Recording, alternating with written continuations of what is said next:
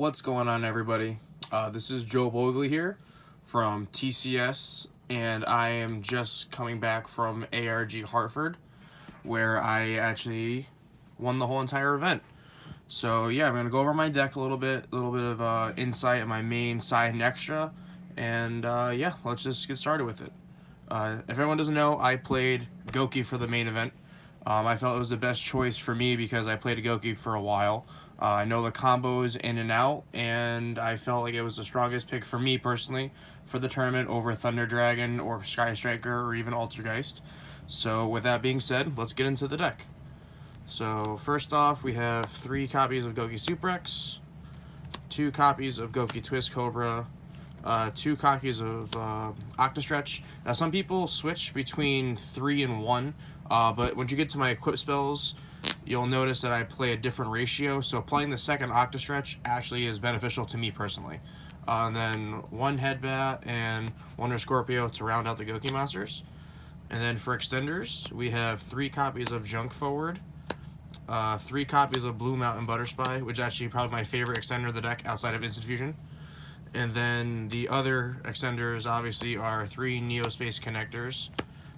Personally, I was a big fan of the second addition of Dolphin to the deck, simply because if you open Connector plus a Dolphin, you can end up ripping 2 cards possibly before even making a Soul Day and starting your combo. So the second Dolphin was a great choice. I might go to 3 in the future for a future event I might attend, but as of right now, I am definitely playing 2 of this card. It's very, very good.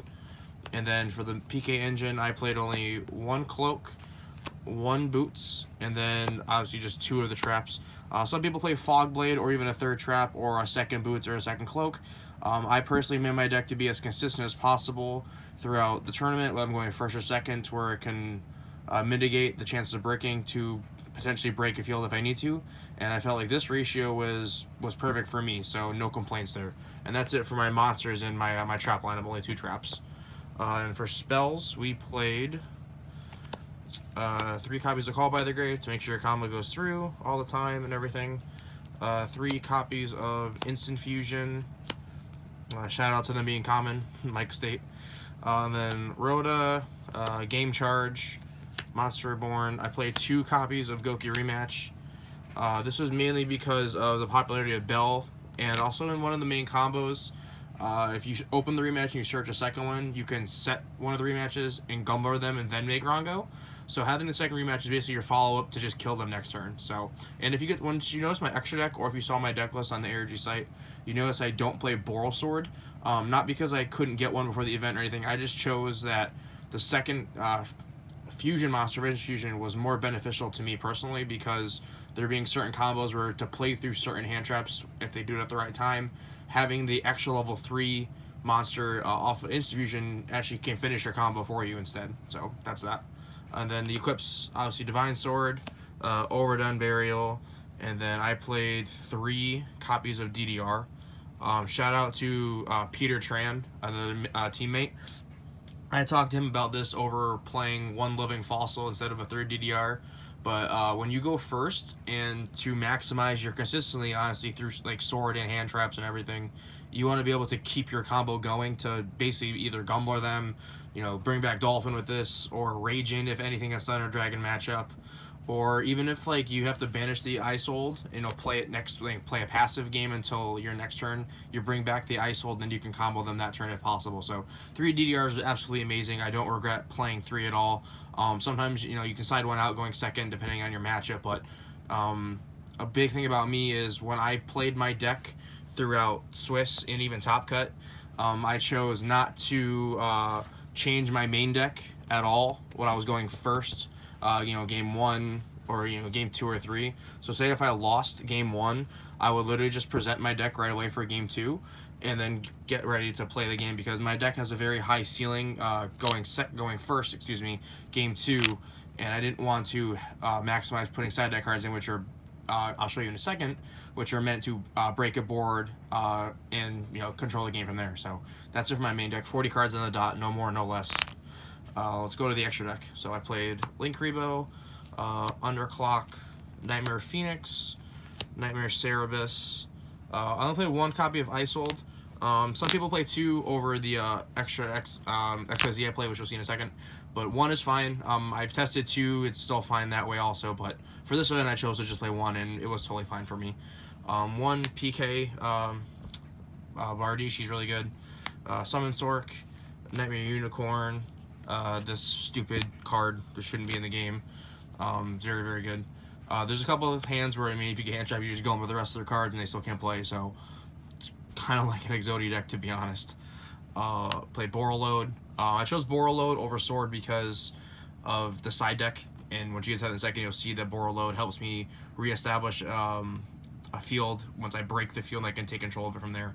So, I mean, if you also saw my round, I believe 7 ARG match against Thunder Dragon, you saw how Borreload pretty much just won me the game, honestly. After I used Swords that gets in the light, which, spoiler alert for my side deck, but I controlled the game from there, and I was able to win because of Borreload. So, and I played the level 3 and the level 5. Both are I think are actually essential to this deck. Shout out to Mike State. When he flew into my house, he stayed with me for the weekend. He saw me playing both of them, and he was questioning me why. And then at my local on Friday night before the event, I explained it, and there's a game where both of them actually came up. So I'm glad I got to really showcase why both are important and everything. So with that being said, I'm very glad I played the second Instant Fusion target. Comes up more than you guys think. And then Levier. This is like the 15th flex spot card, I think, where it can be Bulbasaur at a second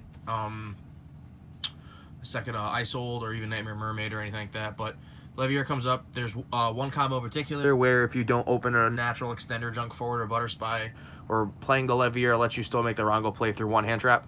And also, it just comes up. There's certain times where you can banish, a Gouki or an Octo or Dolphin and bring it back and rip more cards. So that's it for that. And then the last 2 cards are obviously the bread and butter of the deck, Bamboozle and Rongo. Yeah, very, very broken cards, as you all know from playing the game and everything. And it's Exodia. Like when you summon Rongo, the game just ends, and it's that simple sometimes. So that's it for that. Any changes to the extra deck? I'm gonna probably test more taking out Levier, but my play style, I know it's in there, so I play my plays a little bit differently to play with it. So I'm probably gonna keep it for now. That's it for that. Let's go to the side deck. For side deck, I played 3 copies of Red Reboot game. 3 copies of Twin Twister. Both these cards won me in my finals against Altergeist. I'm a shout out to Brian Pham, good friend, good player and everything, and it was a good finals. Can't complain about that. And then 3 copies of Book of Eclipse, and then 3 copies of Swords of Concealing Light. These cards are absolutely broken for Thunder Dragon. They literally just turn off their field and everything, and you get to play. And the cool thing about Concealing is they can't ash it like they can Book of Eclipse. So if they don't, keep in Twin Twister or anything, or you can have a chainable card to the Titan when they use a Matrix or Dark, it's going to resolve and you get to book their field. So that's about it. And then the last 3 cards are 3 Encores. These are the only questionable cards in my entire, side deck, or deck list for that matter, which I was unsure of. But I saw a couple people playing the deck as well. And, I just wanted something for the mirror. It could be, I was considering Hatred or even Evenly Matched for Striker or Geist or even Thunder Dragons. But I chose to play this just because in case I played a mirror, I wanted something in my deck to where, if they didn't do the Gumbler play as well, or they didn't use Dolphin to start the combo, and I had it, I got to at least play, the remaining part of the match and hopefully come back and win. So that's it for that. Shout-outs I'd like to give would be to Mike Zamiti, Chris Leahy, Zach Olmar, and of course the Team TCS. Thank you for allowing me to join the team. It's been a great, first month on the team for the most part. No complaints there. Shout out to ARG for running such a smooth event. Shout out to all my opponents. You're all very nice, and everything is just a very good event overall. I'm glad I got to defend home turf. I am from Connecticut, so Hartford is very close to me. And shout out to also Paulie Aronson, a close friend of mine from Connecticut also. He lost in top 4, unfortunately, but it would have been great to play you in the finals of the event, and I wish I got to, but we'll talk about that at locals when I see you this week. Closing notes, please check out the Collector Store, our website, thecollectorstore.com. Use promo code TCS5 for any of your needs. Get 5% off your 5% discount off your purchase. And with that being said, this is Joe Bogli, and I am signing off. Thank you.